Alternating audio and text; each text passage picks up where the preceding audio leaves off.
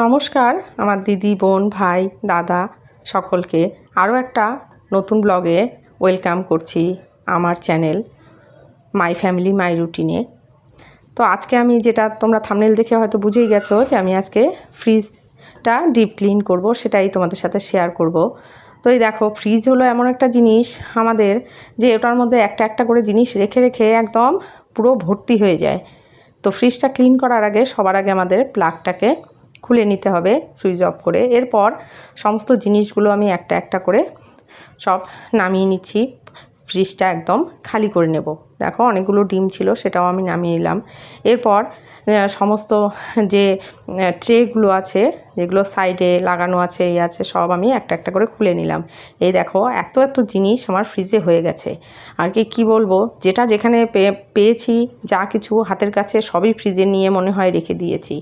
আর ওপর দিয়ে হয়তো মাঝে মাঝে মুছে নিই ওপরে বাস্কেটগুলো সেলফগুলো, কিন্তু ভেতরে যে এতটাই নোংরা পড়ে যায় সেটা আর কি খুললে তখন বোঝা যায়, ওপর দিয়ে বোঝা যায় না। তার জন্য আমি যেটা দিয়ে ক্লিন করব সেটা আমি সেই সলিউশনটা বানিয়ে নিচ্ছি। এটার জন্য আমি নিয়েছি একটু গরম জল, ঈষদুষ্ণ গরম জল, খুব বেশি গরম জল না, ঈষদুষ্ণ গরম জল, এবং তার মধ্যে আমি দিয়ে দিচ্ছি ভর্তি করে 2 চামচ মতো বেকিং সোডা। আর এটা আমাকে যখন ফ্রিজ ইনস্টলেশনের জন্য এসেছিল তখন ওনাকে আমি জিজ্ঞেস করেছিলাম যে ফ্রিজে নানা রকম গন্ধ হয়, সেগুলো আমি কি করে আর কি দিয়ে ক্লিন করব কিংবা কালারটা যেন নষ্ট না হয়ে যায়। তখন উনি বলে গেছিল যে ঈষদুষ্ণ গরম জলে এরকম বেকিং সোডা দিয়ে মাঝে মাঝে ক্লিন করে নেবেন, তবে দেখবেন যে ফ্রিজও খুব ভালো পরিষ্কার থাকবে এবং কোনো রকম গন্ধ হবে না ফ্রিজে। এরপর থেকে আমি মাসে অন্তপক্ষে একবার করে ফ্রিজ ডিপ ক্লিন করি, তখন আমি এটা দিয়েই করি। আবার মাঝে মাঝে হয়তো কোনো রকম সলিউশন কিংবা যেগুলো কলিন এসব থাকে সেগুলো দিয়েও গ্লাসগুলো একটু পরিষ্কার করে নিই, কিন্তু ডিপ ক্লিন করার সময় আমি কিন্তু অবশ্যই বেকিং সোডা দিয়েই করি, গরম জল আর বেকিং সোডা দিয়েই করি। এতে আমি দেখেছি ফ্রিজটা খুব ভালো পরিষ্কারও হয় এবং ফ্রিজের যেসব গন্ধ হয়ে যায়, নানা রকম জিনিস আমরা ফ্রিজে রাখি সবসময়, মাছ মাংস তারপর হলো তরকারি সবজি সব পচে অনেক সময় পচে যায়, সেগুলো থেকে কিন্তু নানা রকম গন্ধ হয়ে যায়, সেই গন্ধগুলোও আর থাকে না। আর এই দেখো ফ্রিজের প্রত্যেকটা জায়গা কিন্তু কিছুদিন পর পর একটু কালো কালো হয়ে যায়, কারণ হঠাৎ কোনো সময় হয়তো একটু বাইরে গেলাম, কোথাও গেলাম, তখন ফ্রিজটা বন্ধ করা থাকে, তখন কিন্তু যেই জিনিসগুলো এখানে সেখানে একটু পড়ে সেগুলোর মধ্যে ফাঙ্গাস হয়ে নানা রকম কালো দাগ হয়ে যায়। সেগুলো আমরা হয়তো ইনিশিয়ালি তখনই এসে মুছে ফেলি না কিংবা পরিষ্কার করি না, এরকম একটু আধটু থেকে যায়, সেগুলো থেকে এরকম দাগ হয়ে যায়। আর এখানে আমি একটা স্টিকার লাগিয়েছিলাম, সেই স্টিকারটার আঠাটা রয়ে গেছে, সেটাই আমি একটু তুলে দিচ্ছি। দেখো সমস্ত কিছুই কিন্তু এই বেকিং সোডা দিয়ে যে সলিউশনটা বানিয়েছে সেটা দিয়ে পরিষ্কার হয়ে যাচ্ছে। আর ফ্রিজ কোনো সময়ই সার্ফ দিয়ে পরিষ্কার করবে না, এটা আমি দেখেছি। আমার এক পিস্তত বৌদি এরকম ফ্রিজ পরিষ্কার করেছিল সার্ফ দিয়ে, করার সাথে সাথে ফ্রিজের যে সামনের কালারটা একদম ফেড হয়ে গেছে। জানি না কেন, সার্ফের জন্য না কিসের জন্য হয়েছে, কিন্তু একদম কালারটা ফেড হয়ে গেছে। সেটা আমি যখন থেকে জানতে পেরেছি তখন থেকে আমি কোনো দিনও ফ্রিজে কোনো রকম সার্ফ ইউজ করি না, দরকার পড়লে আমি একটু শ্যাম্পু দিয়ে সামনেটা ক্লিন করি। আর এইভাবে এরপর থেকে আমি বেকিং সোডা দিয়েই করি, বেকিং সোডা দিয়ে খুব ভালো পরিষ্কার হয়।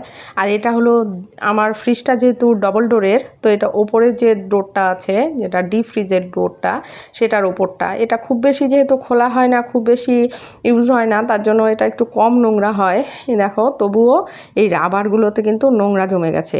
এই রাবারগুলো আমরা চাইলে খুলেও পরিষ্কার করতে পারি, কিন্তু যেহেতু আমি অতটা পটু না, কিংবা হয়তো কোনো দিকে যদি লিক থেকে যায় তখন আমার ফ্রিজটাই খারাপ হয়ে যাবে, তার জন্য আমি খোলার রিস্ক নিইনি, আমি এমনি পরিষ্কার করেছি এভাবেই। আর এটা ওপরটা অতটা নোংরা হয়নি, তাই আমার এই সলিউশনটাতেই পরিষ্কার হয়ে গেছে। এরপর আমি আস্তে আস্তে সমস্ত যে ট্রেগুলো সাইড বাস্কেটগুলো সবগুলোই আমি খুলে নিয়েছি, কারণ এগুলো থাকা অবস্থায় না পরিষ্কার করা যায় না, এগুলোকে খুলে নিলে একদম ফ্রিজটা একদম পুরো ফাঁকা হয়ে গেলে তারপর সুন্দরভাবে ক্লিন করা যায়। সেভাবে আমি ভালোভাবে এখন পরিষ্কার করে নিচ্ছি। এইভাবে ফ্রিজ ডিপ ক্লিন করাটাকে 6 মাসে একবার করলেই হয়ে যায়।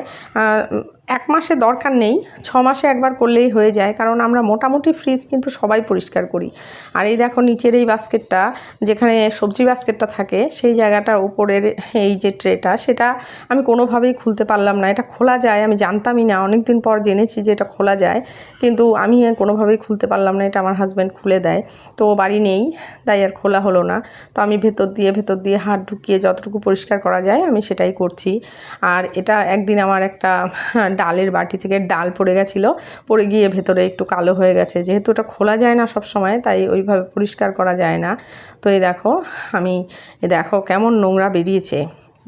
ফ্রিজ তুমি যতই পরিষ্কার করো, যেদিন ডিপ ক্লিন করবে সেদিন দেখবে ফ্রিজের এরকম ভেতর থেকে এরকম নোংরাই বেরোবে। এতটা আর কি নোংরা হয়ে গেছিলো, সে আমি এখন আবার জলটা পাল্টে নিয়ে আবার নতুন করে একটু গরম জল নিয়ে আবার পুরোটা পরিষ্কার করছি। কারণ যে নোংরাটা বেরিয়েছে এরপর আবার একটু মুছে নিলে সেটা আবার ক্লিন হয়ে যাবে। ওর জন্য এখন প্রত্যেকটা জায়গা আমি আবার ভালোভাবে এইভাবে ক্লিন করে নিচ্ছি। আসলে আমরা কোনো সময় কী হয়, ফ্রিজ পরিষ্কার করার আগে ভাবি এত জিনিস নামাতে হবে, আবার সব কিছু পরিষ্কার করতে হবে, সেই সব ভেবে চিন্তেই আমাদের অনেক দিন চলে যায়। কিন্তু যদি একটু সময় করে কোনো দিন, ঘণ্টাখানেক সময় এটাতে লাগবে, 1-1.5 ঘন্টা সময় লাগবে, কিন্তু আমরা সেই সময়টা যদি কোনো দিন একটু বের করে করতে পারি, দেখবে ফ্রিজটা বহুদিন ভালো থাকবে। এবার দেখো এই যে রাবারগুলো, এগুলো সব আমি একদম ভালোভাবে পরিষ্কার করে নিচ্ছি, সব মুছে পরিষ্কার করে নিচ্ছি। এটার মধ্যে এটা হলো নিচের পার্টটার, ডবল ডোরের যে নিচের পার্টটা থাকে, নিচের ডোরটা, সেটার এটা যেহেতু সবসময় খোলা হয়, এটার মধ্যে কিন্তু নোংরা বেশি পড়ে, তাই আমি এটাতে একটু জল দিয়ে, সেই বেকিং সোডার জলটা দিয়ে তার মধ্যে একটা ব্রাশ দিয়ে ঘষে নিচ্ছি। এতে কী হবে, যে নোংরাগুলো বসে গেছিলো সেগুলোও উঠে যাচ্ছে। দেখো বেশি কিন্তু এফোর্ট দিতে হচ্ছে না, কারণ যেহেতু আমি মাঝে মাঝে ফ্রিজটা পরিষ্কার করি, তার জন্য অতটা নোংরা হয় না। কিন্তু এটা যদি বহুদিন ফেলে রাখো, বহুদিন পরিষ্কার না করা হয়, তখন কিন্তু এগুলো করতে 5 ঘন্টায়ও হবে না, তখন সব কিছু ঘষে তুলতেই প্রচুর টাইম লেগে যাবে। তাই আমার মতে যে অন্ততপক্ষে 3-4 মাস পর পর একদিন একটু সময় করে যদি ফ্রিজটাকে খুব ভালোভাবে ক্লিন করা যায়, তবে দেখবে নিজেরও কিন্তু মনেও ভালো লাগবে, ফ্রিজটাও পরিষ্কার থাকবে এবং ফ্রিজটা অনেক দিন ভালোও থাকবে এবং নিজের জিনিসপত্র রাখতেও ভালো লাগবে।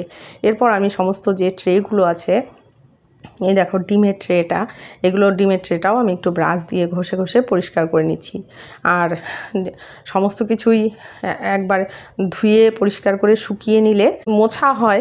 আমি যেমন মাঝে মাঝে মুছে নিই, কিন্তু সাইডগুলো যেগুলো আছে সেগুলো কিন্তু ঘষে পরিষ্কার করা হয় না, সাইডে কর্নারগুলোতে নোংরা লেগে থাকে।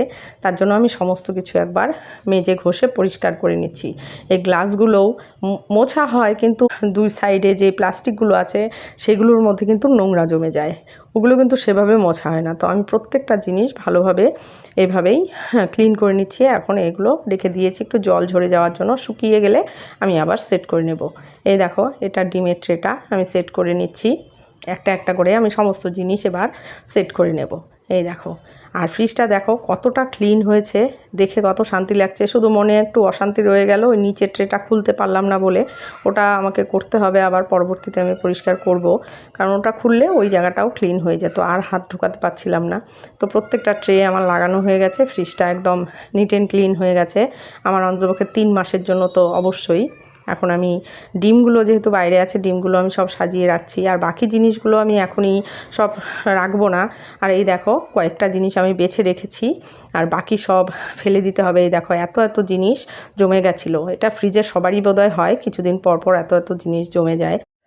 তো আজকের ভিডিওটা তোমাদের কেমন লাগলো অবশ্যই কমেন্টস করে জানিও, আর যদি ভালো লাগে তবে অবশ্যই চ্যানেলটা সাবস্ক্রাইব করে নিও আর একটা লাইক